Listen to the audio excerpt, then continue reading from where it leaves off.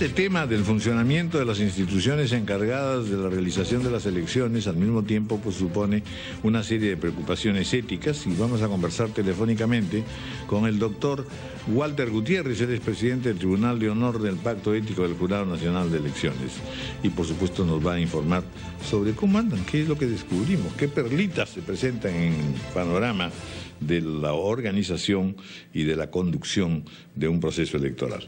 Doctor Walter Gutiérrez, gracias por atendernos. Raúl, ¿cómo está? Encantado de saludarlo. ¿Qué estamos observando? Ya yo mencionaba todo esto que seguramente me ha escuchado. Y que sí, claro que sí. Es una cosa pues preocupante, ¿verdad? Porque la que está siendo amenazada es la propia democracia. Sin duda. A ver, lo primero que hay que decir es que, como usted muy bien lo ha señalado, estamos en presencia, desafortunadamente, de agrupaciones políticas o de partidos políticos de opereta, que son casi de fachada, y esto conecta directamente con lo que hemos visto en las últimas semanas, ya una presencia desembosada y violenta del crimen en la política. Se está ingresando a la política por intereses, sea del narcotráfico, de la tal ilegal, es decir, de organizaciones criminales que les interesa ingresar a la política. Pero también hay candidatos que ingresan a la política porque tienen intereses de delinquir en la política, porque ven que el presupuesto de los gobiernos regionales o los gobiernos locales son ahora sí muy abultados e interesantes. Y creo que los ejemplos están a la orden del día. En el Tribunal de Honor hemos hecho una tarea que me parece que es importante que se difunda. Nosotros lo hemos dicho ya más de una vez, que es fundamental que los políticos sean transparentes económicamente. Le voy a dar algunas cifras, Raúl. Mire, de los 522 candidatos a las distintas alcaldías de los distritos de Lima,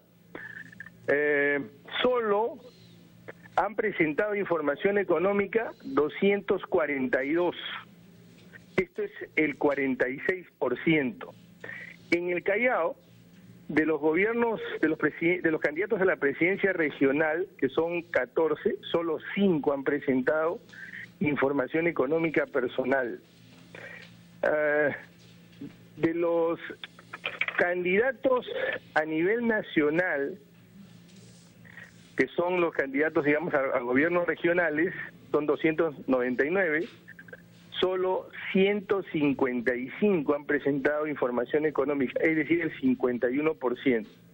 Y de los 1.790 candidatos a capitales de provincia, 920 han presentado. Esto es algo más del 50%. En otras palabras, no tenemos candidatos con vocación de transparencia económica. Esta va a ser una de las conclusiones del Tribunal de Honor. Es urgente que se apruebe una ley que haga que la información económica de los candidatos sea obligatoria. O sea, es opcional, no es obligatoria en el momento. A ver, lo que sucede es que lo que es obligatorio es que se presente la información económica de los candidatos, perdón, de los procesos de las campañas, la previsión de gastos, la previsión de ingresos de la campaña y al final de la campaña. Pero le doy un dato que le va a parecer de Ripley. Esta norma, que es obligatoria, no tiene sanción, por lo tanto, muy pocos también presentan esta liquidación al final del proceso.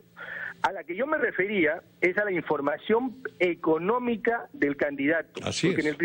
Porque el tribunal parte de esta premisa: el que quiere manejar la hacienda pública tiene que ser transparente en su hacienda personal. Claro, nosotros vemos campañas millonarias. Va a considerar que la hacienda pública le es la que le corresponde. Y estamos viendo que desafortunadamente hay muchos ejemplos.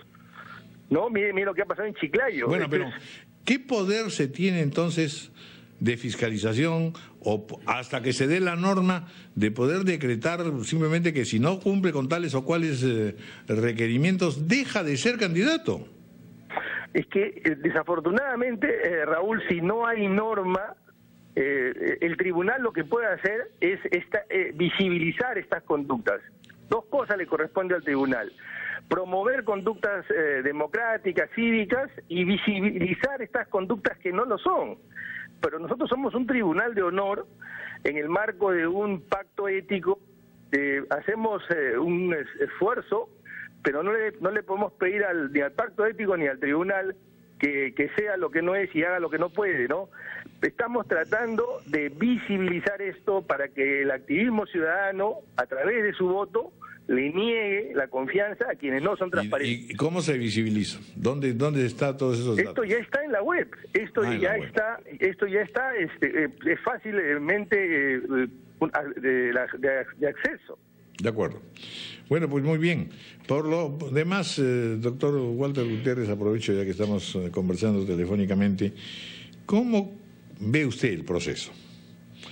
Hay una tendencia siempre, y eso a mí también me parece tan lamentable, a imaginar que el elector es depresivo, no sabe dónde está parado, que todo es una pura farsa. Y en verdad, al final de cuentas, también, así como triunfa y avanza un poco la delincuencia, también la conciencia cívica está presente. También el ciudadano no es un irresponsable, es un severo crítico en muchos casos. Sabe perfectamente que tal o cual presidente regional no ha cumplido, que tal alcalde ha hecho de las suyas.